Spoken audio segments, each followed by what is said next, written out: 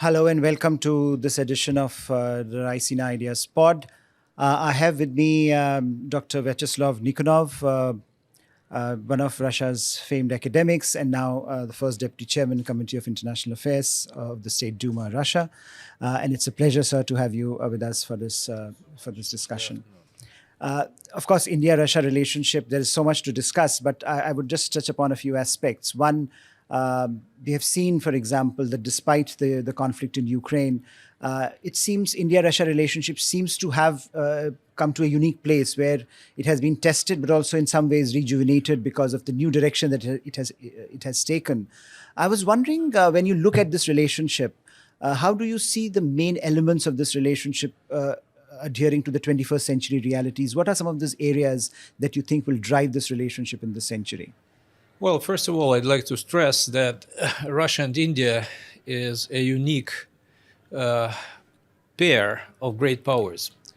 Probably the only one which never had any conflicts, even contradictions, because we were really very close on many issues, and we never quarreled against major problems, and that is really unique, and it's something we really treasure.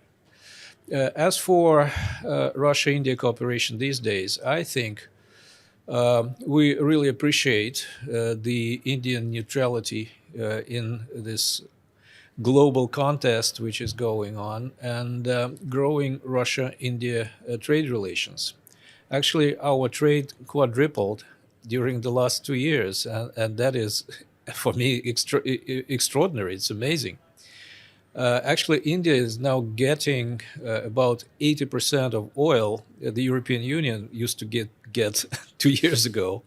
They decided to have some more expensive oil, either from India, the same Russian oil, or from the United States.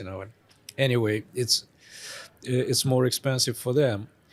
And in my mind, there are other areas where we can do more.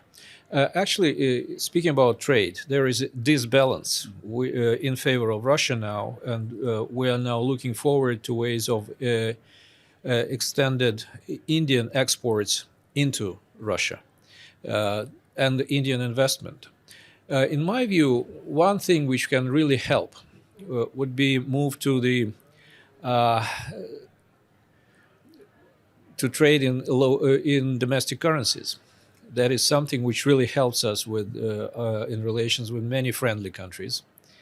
And as of now, we have to find some third country currencies, which is not very convenient.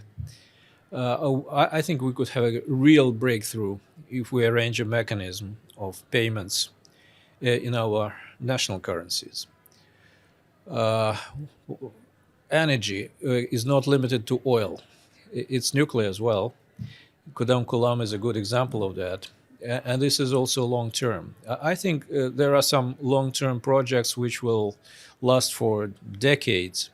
And of course, nuclear energy is one of them. And Russia is now leading in the world, with Rosatom having more than 70% of global contracts to build the new reactors. We can go ahead in food security, fertilizers, and so on and so forth. And actually, we also think about India when we speak about the pharmaceuticals, high tech, artificial intellect, IT. India is great IT power, and we have more to do together in all these areas. So it's an endless cooperation, and we're also partners in some multilateral formats, be it BRICS or Shanghai Cooperation Organizations. We're part of that, and very constructive. Yes, indeed. I think we have seen that whole gamut of issues now on the table, which can be pursued. And I think in some ways, the Ukraine crisis has also allowed a lot of the things that you were saying, for example, trade increasing, energy ties taking on a new dimension. I thought, given that there is a historical affinity between Indians and Russians for a long time, it is striking that we do an annual survey of foreign policy, ORF, our institution, Observer Research Foundation.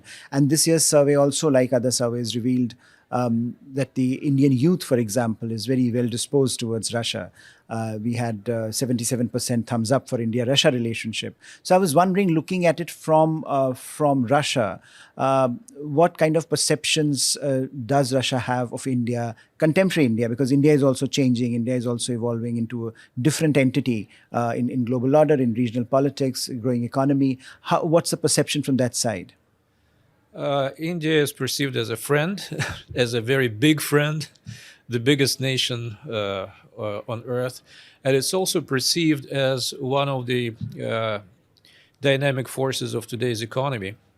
India accounts for a large segment of economic growth in the world. And we are happy to be part of that growth, actually. When we changed our trade routes from European Union to India, I think most of in Russia were absolutely happy, because it's much better to be integrated with the fastly growing big economy rather than to the shrinking economy in decline. Actually, the world today is divided into the developing countries like India, China, or Russia, for that matter, and non-developing. And Europe is definitely a non-developing part of the world. It's all a stagnant part of the world economically. So, and India is also perceived in Russia as a country of curiosities, something to go and visit, and that's where I again come to this idea of currencies which are accepted in both ways. There are now problems with Russian credit cards in India. And actually the Indian credit cards in Russia, not because of our countries, because of Indian side is too much afraid of American sanctions, secondary sanctions. We actually got used to live without America, and we actually think that sanctions help Russian economy, and it's really so. So we are more, you see, forward-looking in that sense, and we can go further. What else? India, in Russia's perspective. You know, there's some Russians who just love India, who come here and travel. For example, my eldest son, I have 4 sons, and my first son is just fan of this country. He comes here, he travels. He traveled all India, north to south, using public transportation. Can you imagine that? He did that, and he was just absolutely fascinated. He loves it. And I think the more people come, the better. And we, of course, welcome Indians to visit Russia. It's not as warm in Russia as here, but you'll feel the very warm hospitality. Indeed. And Indians will be happy. And this year we're, by the way, presiding in BRICS. So we're very much expecting the big Indian presence at all our events, and there will be like 200 events. And Indians will be present at all of them, including, I hope, the summit in Kazan in October this year. Dr. Nikonov, 2 final questions. One related to the Ukraine war. How do you see the war ending? What's the end game here? In the sense that there is a concern that it has, if in the global South also, that wars should end. What are you thinking in terms of where does this all end, and how can we restore some kind of stability to the Eurasian order? Well, actually, all wars end with peace. That's a historic fact. Of course, we'd like the wars finish as soon as possible. Unfortunately, that's not what Washington has in mind. Actually, they masterminded the Ukrainian legislation which prohibits any negotiations with Russia. At this point, it's just illegal for Ukrainians to speak with Moscow. Uh, so the fighting is going on. It doesn't make anyone in Russia happy. And Russia is there not to start the war, because I think the war started back in 2014 after a constitutional coup in Kiev, after which the East decided not to be subordinate to this illegitimate government they've got in the capital of Ukraine, which started then the war against the East and was shelling the cities like Donetsk, Lugansk for 8 years. So we're there to finish the war. What kind of, and I don't know, because wars, military actions are unpredictable. Definitely will prevail. What is the definition of that? I cannot tell you at this point, because everything would depend on the other side. We're prepared to talk. We were prepared to talk from the very beginning. We're prepared to talk before. Actually, what we are interested in is neutral Ukraine without American nukes at our borders. Finally, Dr. Nikonov, one aspect which has attracted a lot of attention worldwide is Russia's very important relations with China. And in India, of course, we have a different kind of a relationship with China, particularly in the last few years. So there is a lot of concern also that one of our oldest friends is having a relationship with China that we may not understand properly. So I just wanted you to explore this realm of Russia-China relationship. What are the contours of that relationship, and which direction is that relationship moving into as we also move into a very turbulent 21st century? Well, yeah, we understand the difficulties in relations between China and India. We face it directly in the multilateral context, as I've mentioned, in BRICS or in Shanghai Cooperation Organizations, and we sometimes have hard times putting the Indian and Chinese ideas together, but that's what we do. Uh, you remember the Primakov triangle, Russia, India, China, and we still think it's this trilateral format is helpful to solve the contradiction between India and China as well. As for Russia-China relations, I think now it's important strategic relationship. Actually, that was, I think, a byproduct of American foreign policy. If you read their foreign policy concept, military doctrine, nuclear posture review, you'll see they have Russia and China as the major adversaries. So they brought us together. They put us on one boat, and there we are. China is now a Russia major trading partner, and the growth of trade is immense, not as fast as with India. But anyway, China is the producer of almost everything on Earth, and so it's important to have China as a partner. And they're interested in energy supplies. We also had some growth of energy cooperation, including natural gas. We do not regard this cooperation with China as an alliance. Russians are not thinking in terms of alliance anymore. We think it's an important partnership. China is an important country. We do not regard China as a country with expansionist ideology,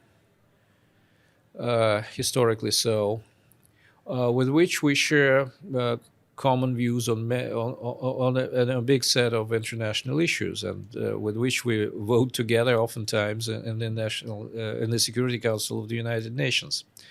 So, do we have problems in relations with China?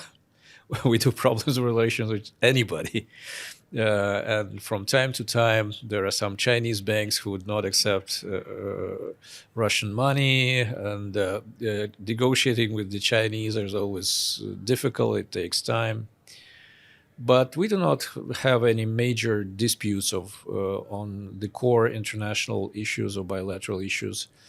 And we would like India and China to settle their border disputes and also become friends, because we regard BRICS as a model for the future international system. And this is when countries come together, they may disagree, they may be represented different civilizations, but they try to understand each other, listen to each other, talk to each other, and try to understand and come to the So, consensus. Dr. Nikonov, before I end, and I know my time is up, but just very briefly, if you can, because you touched upon BRICS, and this is a big year for BRICS when it comes to Russia. What are some of the key objectives you are looking at under Russian leadership that BRICS should take forward? Yeah, the Russian leadership is this year, and I think the major challenge is the integration of the new member states. We added 5 new countries, and as I've been the chairman of the Russian delegation at the Academic Forum and Expert Council of BRICS for 15 years now, I can tell you it's very hard sometimes to come to a common position, and that's what we always do. By the way, ORF is the Indian participant in these forums. So integrating Saudi Arabia, Egypt, Iran, the Emirates, and Ethiopia, we still don't know who are their representatives at the Academic Forum, for example, but we'll have to come with them to a final document by May. And that will be a consensus document of all 5 countries, including India and China. So it is a difficult job. So in my view, it is the idea of presenting BRICS as the real model for international relations in the 21st century. Countries which understand each other, who do not impose their will on each other, who do not impose their models on each other, and take them as they are. You cannot change China. You cannot change India. It's hard to change Russia. We are here, and we are great powers, and we should live together. Thank you, Dr. Nikonov, and all the best for the leadership so this much. year with BRICS. And thank you for joining us today for this conversation. Thank you.